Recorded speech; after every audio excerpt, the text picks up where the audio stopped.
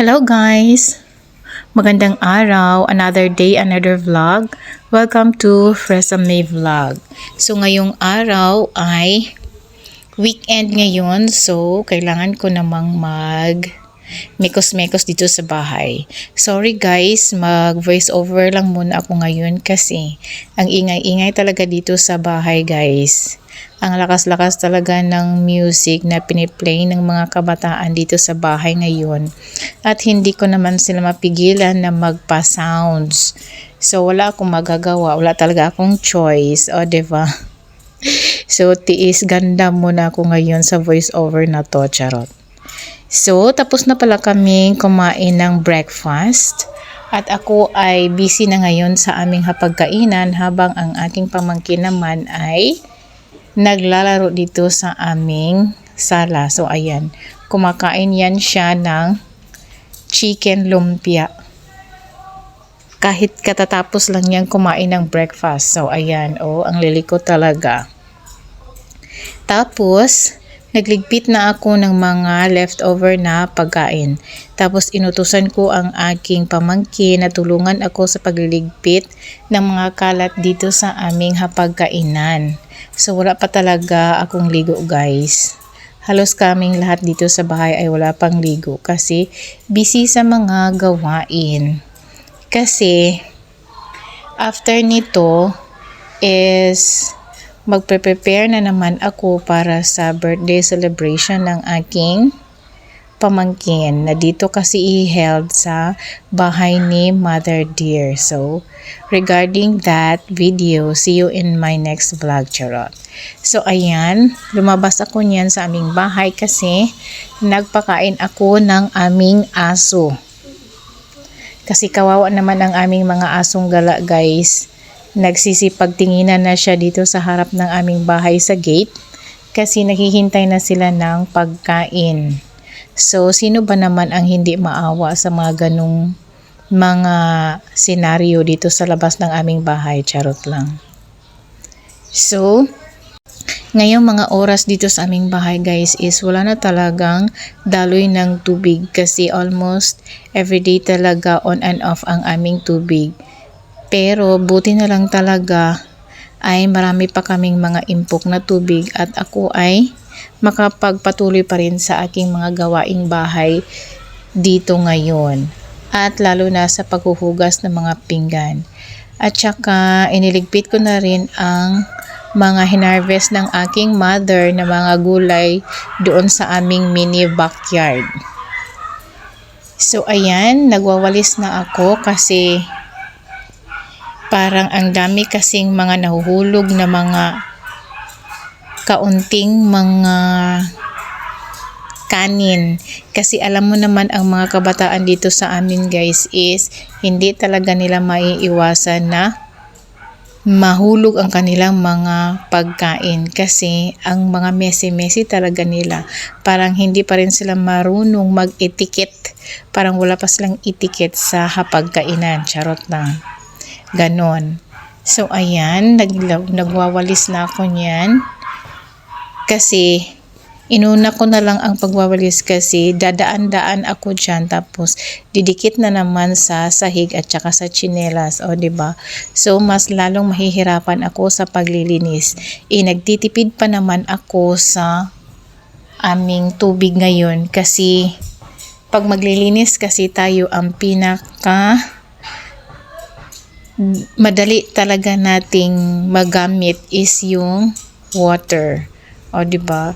So kaya nagsisikap talaga ako na every time talaga na may daloy ng tubig, malakas man or mahina, lahat ng aming mga bote at timba and everything na paglalagyan ng mga tubig ay akin talagang lalagyan ng tubig para at least pagdating ng panahon or anytime ako gustong gumamit ng tubig is meron din akong magamit. So ganun talaga ang aming problema dito sa aming lugar, ang water. So ayan, natapos na akong magwalis doon sa aming kwarto. So dito na naman ako sa sala. So as you can see guys, yung TV namin. So dyan kami nagpa-music. Kasi connected kasi yan sa aming internet. So, through YouTube lang talaga kami mag-ano ng mga music. So, ganon. Yung mga kabataan, ang hirap mapagsabihan na wala mo ng music kasi ako ay mag-video para sa aking upload na video dito sa aking YouTube channel, Fresa May Vlog.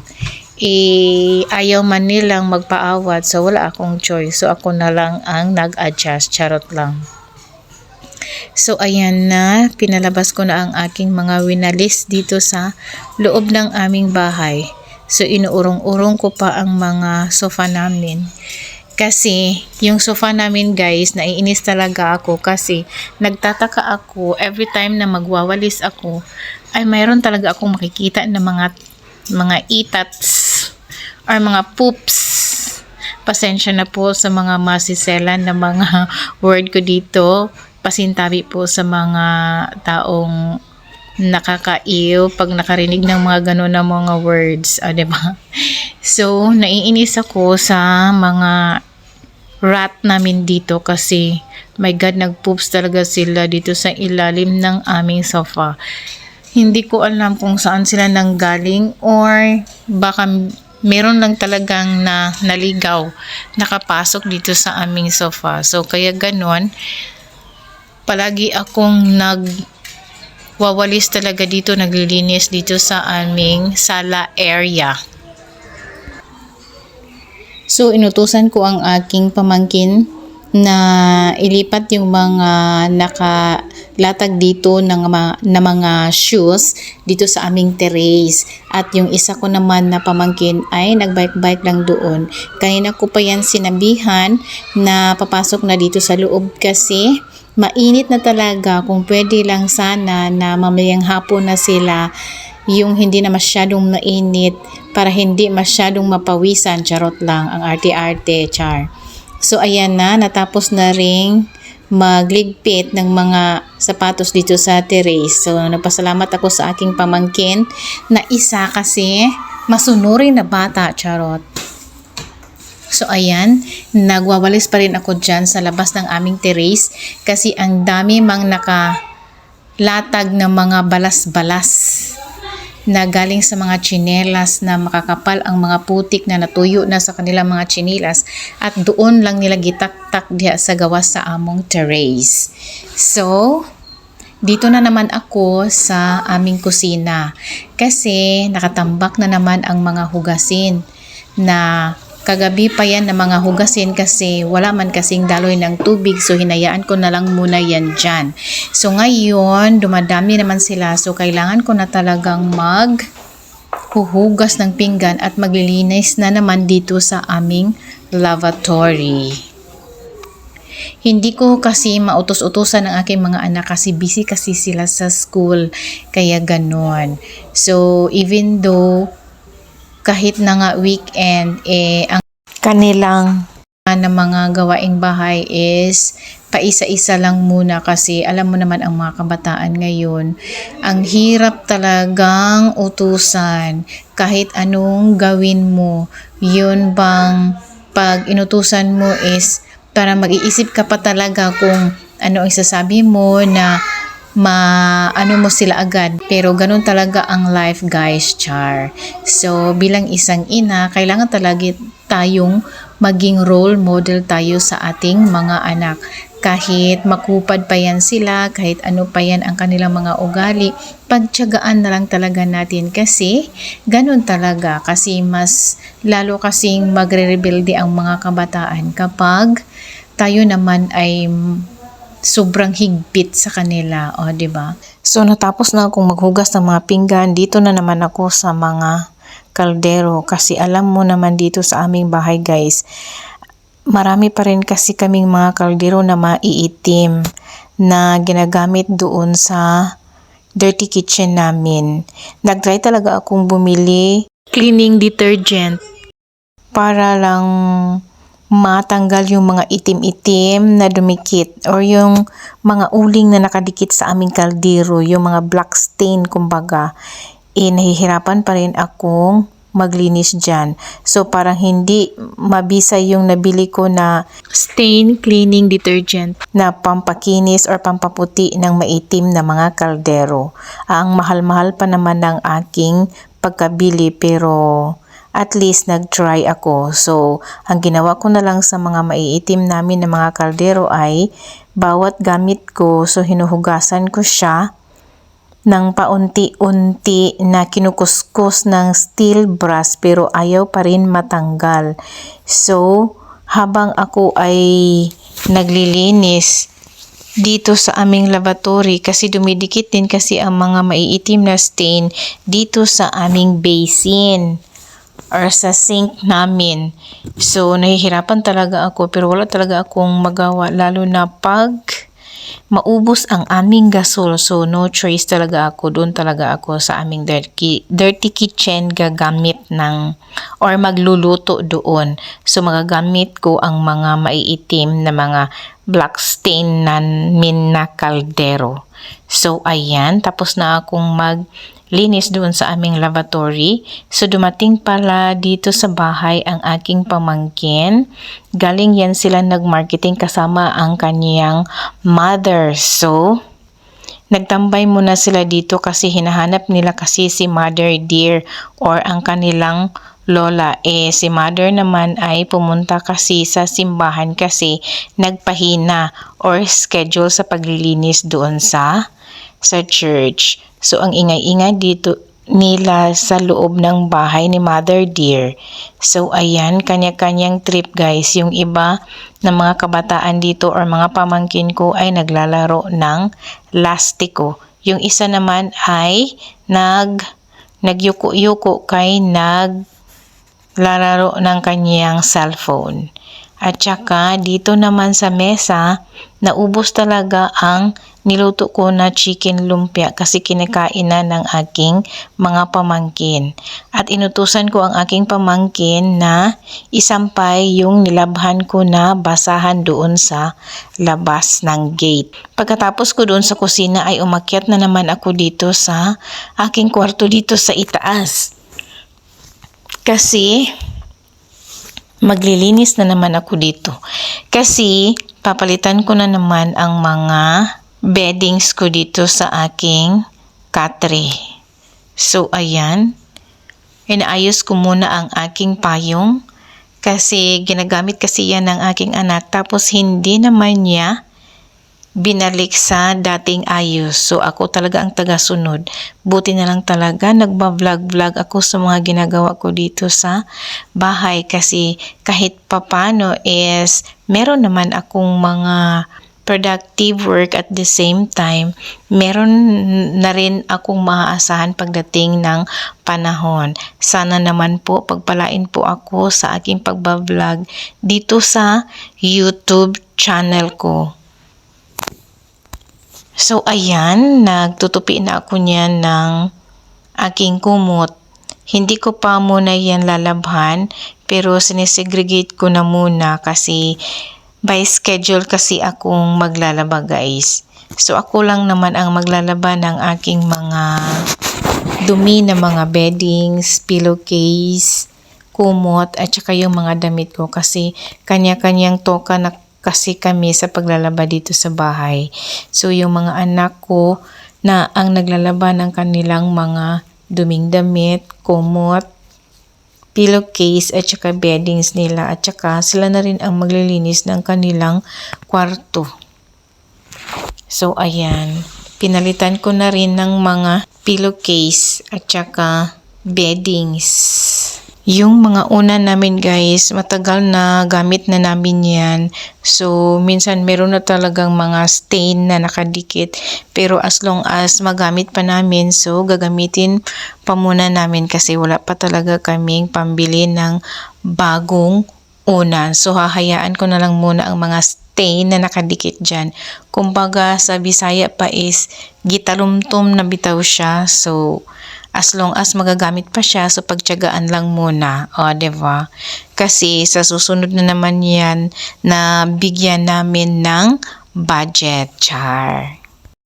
At kwarto na to is minsanan lang talaga ito nagagamit or minsan lang talaga may natutulog dito kasi ako talaga natutulog doon sa kwarto sa baba kasama ng aking mother dear. So minsanan lang talaga or tambayan lang talaga siya dito sa kwarto na ito. So kaya pinipili ko na lang yung mga pillow na dapat ko pa ba siyang palitan. So ayan, natapos na ako doon sa aking kwarto. So nagwawalis na ako dito sa loob ng aking kwarto at saka dito sa sala namin dito sa itaas ng bahay. Masaya talaga ako dahil nalagyan na rin namin sa wakas ng varnish or sanding sealer ang sahig dito sa itaas ng bahay kasi na-minimize talaga yung mga dumi. Ang kintab-kintab na niya talaga. Tapos nagpatulong ako sa aking pamangkin kasi nalaglag man ang aming wall decor dito sa itaas ng bahay. So kumuha kami ng scotch tape kasi ang dating pinadikit namin dyan is yung stick glue. Tapos mga ilang buwan lang siya, so natanggal. So ngayon, pinalitan namin. Instead na dapat talaga ang ipandikit namin is double-sided tape. Wala man kaming available dito sa bahay. So ang ginamit na lang namin is scotch tape. So okay naman siya, durable naman siya. Pag matanggal pa siya ulit, saka na talaga kami bibili ng double-sided tape. So nagpasalamat ako sa aking pamangkin na nakatulong siya sa akin dito at pumunta siya dito sa bahay. So, ayan. Naibalik na namin, naidikit na namin yung wall decor.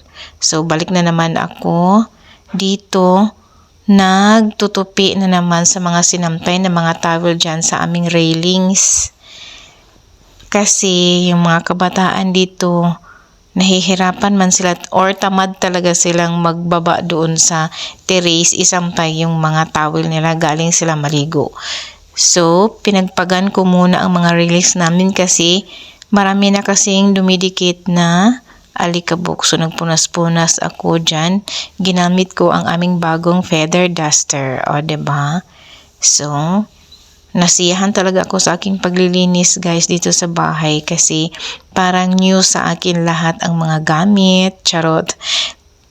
Little things lang talaga yan guys pero na-appreciate ko talaga siya kasi iba before yung mga gamit namin sa pampanglinis dito sa bahay. So, iba na rin ang aming mga gamit sa pampanglinis ngayon kasi iba na rin kasi ang ambience ng aming bahay ngayon. Kumbaga, meron na talaga siyang progress. So, maraming salamat sa Panginoon kasi binigyan niya kami ng blessings na at least man lang na renovate ang bahay ni Mother Dear. O, diba? Kasama ng aking buong mga kapatid at ang kanilang mga spouses. O, diba? Bumaba na ako dyan guys kasi sa sala, especially sa ilalim ng aming hagdanan kasi meron na namang nalalaglag na mga alikabok galing doon sa pagwawalis ko sa hagdanan. So pagkatapos, dito na naman ako sa kusina kasi hindi ko pa siya nawalisan kanina. So binalikan ko siya, so nagwawalis na ako dito. So, ayan. Pinagpawisan na naman ako guys. Lumabas na naman ang mga toxic na mga fats na dumikit sa aking katawan ngayong araw at ako ay nagpapasalamat dahil nakaburn na naman ako ng fats sa aking mga gawaing bahay dito sa bahay ni Mother Dear.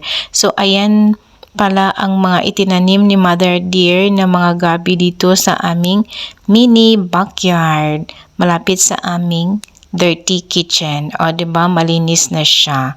So, kaunting kimbot pa dyan, especially sa gilid ng aming bahay. So, ayan, marami pang mga damo. So, next time ulit. Kasi busy pa si Mother doon sa kanyang pahina doon sa simbahan. So, that's all for today's video guys. Thank you for watching. Please subscribe, comment, like, and share. Thank you.